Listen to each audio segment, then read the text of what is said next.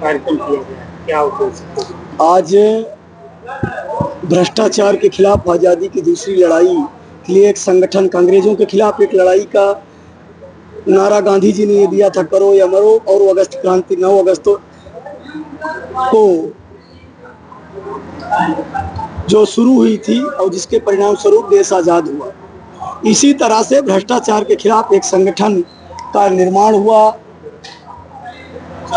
2021 में 9 अगस्त को विवेकानंद पार्क से, और संकल्प रहा भ्रष्टाचारियों भारत छोड़ो।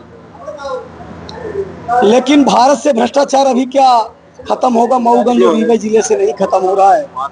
हम लोगों का आज शांतिपूर्ण आज से आमरण अनशन सत्याग्रह था और हमारे मौलिक अधिकारों की कलेक्टर मऊगंज ने हत्या कर दी है।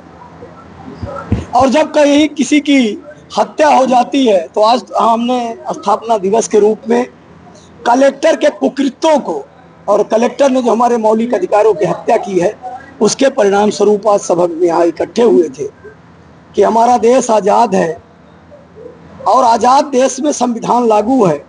संविधान की प्रस्तावना में ही है कि हमें भी सम्मान, अगस्त क्रांति के लोगों को भी सम्मान मिलना चाहिए, कुंज बिहारी को भी सम्मान और समता मिलनी चाहिए।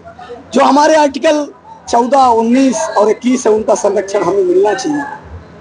आप सब देश के चौथे स्तंभ हैं। लोकतंत्र की, सत्ता की, शासन की और समाज की चौकीदारी का जिम्मा आपके ऊपर भी है और सबसे जिम्मेवार आप लोग हैं। लेकिन यहाँ का कलेक्टर शीशा तोड़ रहा है, चेहरे की कालिक को नहीं साफ कर रहा है। भ्रष्टाचार की शिकायत हमने की, भ्रष्टाचारियों पे कार्यवाही करने की जगह वो हमारे ऊपर फर्जी मुकदमे दर्ज कर रहा है। और शब्द देखिए, आप पत्रकार हैं, देश दुनिया को कवर करते हैं। दुर्दांत अपराधी आज तक मैंने सुना था जो नरसंहार करे, आगजनी करे और कई बड़े अपराध कुकृत्य जो करे, जो समाज के लिए घातक हो, उसे दुर्दांत अपराधी कहा जाता है। लेकिन शायद भ्रष्टाचार, माफिया, अपराधियों के खिलाफ बोलना, अपने अधिकार की बात करना, अपने लोगों की न्याय की बात करना इस कलेक्टर के निगाह में अपराध है। और बड़े अपराधियों का विरोध करना शायद बड़ा अपराध है। आज से हम लोगों का जो अमन अनशन था, आप सबने देखा है कि संवैधानिक तरीके से हमने अनुमति मांगी थी। भगवान कृष्ण ने दुर्योधन के पास जाकर शांति वार्ता रखी। भगवान मर्यादा पुरुषोत्तम ने तो समुद्र से भी विनती की, हमने भी विनती की है। कलेक्टर ने उस विनती को अस्वीकार किया और कई हमारे ऊपर बंदिशें लगाई है। और यहाँ का एक भ्रष्ट नेता है, उसके इशारे पे उसने किया है। लेकिन अभी हम गुलाम तो हैं नहीं, तिरंगा हमारे हाथ में, इसका मतलब हम आज़ाद हैं और हम अपने संवैधानिक तरीके से कानूनी जो हमें अभी अधिकार प्राप्त है न्यायपालिका का, उसका रास्ता अपना के और इस सत्याग्रह की अनुमति लेने माननीय उच्च न्यायालय जा रहे हैं। दिल्ली सुप्रीम कोर्ट ने भी अभी कहा है कि कोई शांतिपूर्ण धरना प्रदर्शन करता है तो उसे आप बलपूर्वक नहीं रोक सकते।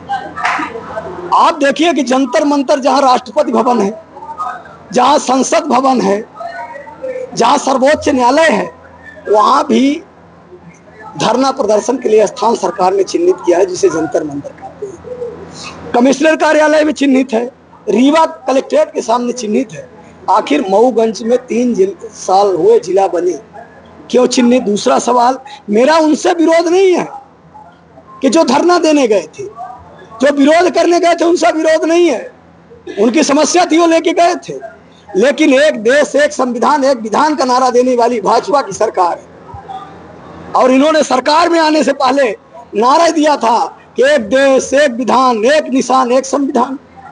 आर्टिकल 163, धारा 163 अगर मऊगंज जिले में 18 मई से प्रभावी है, जैसा कि सारे आरोपों में कहा गया है कि 18 मई से प्रभावी है, तो जो 21 मई का डंडा कलेक्टर के कार्यालय तक घुसा था, कलेक्टर के अत्याचार से प्रताड़ित लोगों का, उस दिन 163 कहां थी? कांग्रेस पार्टी ने जब राहुल गांधी जी की गिरफ्तारी पे धरना प्रदर्शन किया 22 तारीख को, 21 तारीख को रात में, उस दिन 163 कहां थी? आप सबके माध्यम से बताना चाहता हूं कि मऊगंज जिले का कलेक्टर भ्रष्टाचार, अत्याचार और माफिया के संरक्षण के लिए 163 की जो धारा है, इसका अपने पद का दुरुपयोग करते हुए उनके लिए लगा रखा है।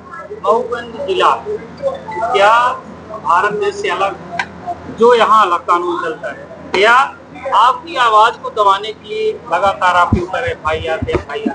मेरी आवाज को दबाने के लिए नहीं, भ्रष्टाचारी, माफिया और जो इन्होंने भ्रष्टाचार के रूप में महापाप किया है, गाय के नाम में जो भ्रष्टाचार किया है, जल जीवन के नाम में जो इन्होंने व्यापक लूट की है, शिक्षा के नाम में लूट की है, स्कूलों के निर्माण में की है, स्वास्थ्य में लूट की है, कलेक्टर कार्यालय नया बना है, आप देखिए रेस्ट हाउस के निर्माण में जो लूट है, इनके टेंडर कहाँ है, कलेक्ट्रेट कार्यालय में जो खरीदी हो रहा है उसका कहाँ है।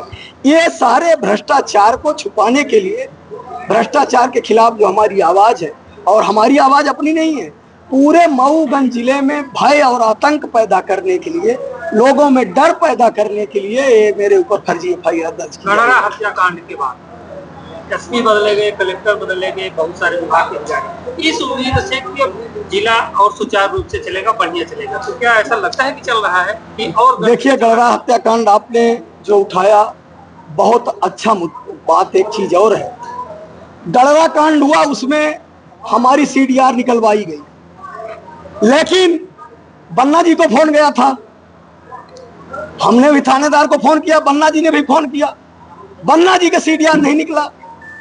गड़रा जो घटना थी, उसके पहले दिन, जिस दिन अशोक कोल की हत्या हुई, कांग्रेस के ही नेता गए थे और एक और पूर्व विधायक गए थे, सोशल मीडिया में वो घटना वायरल थी, धरना हुआ था, उनका नहीं, कि एक प्रायोजित तरीके से चल रहा है कि किसी तरह से। आपने देखा कि सुखवरिया गुप्ता जी की न्याय की लड़ाई में आप पत्रकार भाइयों का मैं ऋणी हूं कि आप सबने उस न्याय की लड़ाई लड़ी, जब सारे, जैसे शरीर है, सारे पुर्जे काम करते हैं तभी हमारा शरीर स्वस्थ कहलाता है, इसी तरह आपकी गाड़ी के सारे पुर्जे काम करते हैं, गाड़ी चलती है। सब ने न्याय से साथ काम किया। सुखवरिया गुप्ता जैसी जघन्य हत्या में जिसका चालान पेश हो गया था, उनके पुत्र यहाँ हैं, लखन भैया, हमारे तो लखन ही हो गया है, न्याय मिला। मुद्रिका कोल में 370 दिन बाद न्याय मिला, और कई अपराधों में हुआ, लेकिन कलेक्टर ने और कई चीजें लिख के दी थी, लिखित है और टाइम बाउंड है, कि जल जीवन के घोटाले में, जो यहाँ का पिपर छता डैम है उसका घोटाला, मुख्यमंत्री सरोवर घोटाला, स्कूलों में, सब ने कलेक्टर ने टाइम बाउंडेशन लिखा था। क्या एक कलेक्टर का लिखा कोई मायने नहीं रखता?